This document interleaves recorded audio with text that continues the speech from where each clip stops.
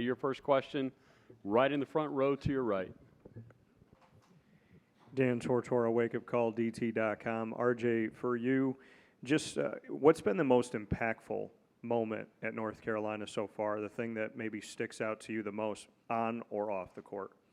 Yeah, that's a great question. I would say the most impactful moment for me would be my sophomore year, just in terms of how we came together as a group, as a unit, not knowing our chances of making the NCAA tournament, going to the Syracuse and the Duke game, and the way we believed in one another, especially going to that Duke game, Coach K's last game, of how we came together. And that whole week, we sat down in the locker room saying, like, this is our week, this is our time to kind of just shock the world, because obviously they had a phenomenal game against us at home, and we didn't play our best. So just in terms of just that moment we shared after the game, going to Franklin, that's one of the best experiences that I've experienced, just because you see the love from the school. And from that moment on, I think we just believed and took off from there.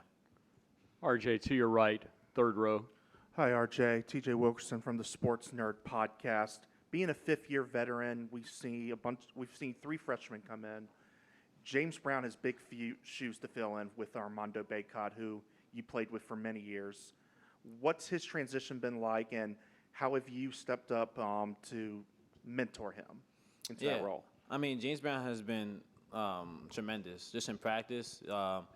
He's been asking questions. He's been learning on the fly. But one thing that I love about him is his eager and his competitive edge.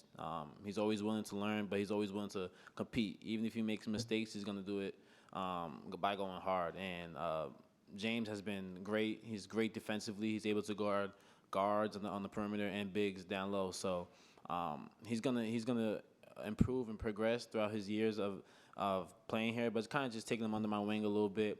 Telling him how to set the screens, and whenever I snake, to kind of just be there on the roll. But he's learning on the fly. But at the same time, I think you guys are going to expect a lot of great things from James Brown, not just from this year, but for more years to come. RJ, same row, just to our left. Jeremy Grandison, ESPN Charlotte. We talked about the loss of Armando and Harrison, but a constant is Coach Davis. Can you just talk about your relationship with him and the identity he wants you guys playing with? Yeah, I mean, Coach Davis, we established a relationship since the day he recruited me.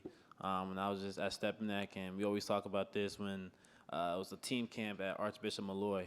And from that point on, we've kind of established a relationship that's bonded and that's been strong throughout my 5 years of being here. He's a coach that I can rely on, and he's put me in positions and has put so much belief in myself. Sometimes I didn't have that within me, but he's instilled that in me. And that's something that you can't really ask for a coach. You can just only be grateful for. And we've built a relationship that goes beyond basketball.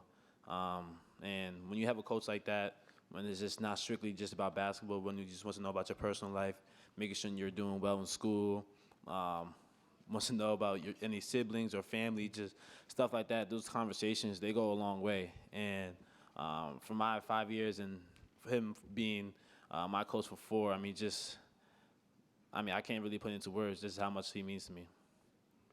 RJ, thank you. You can switch spots with Seth. We'll spend a few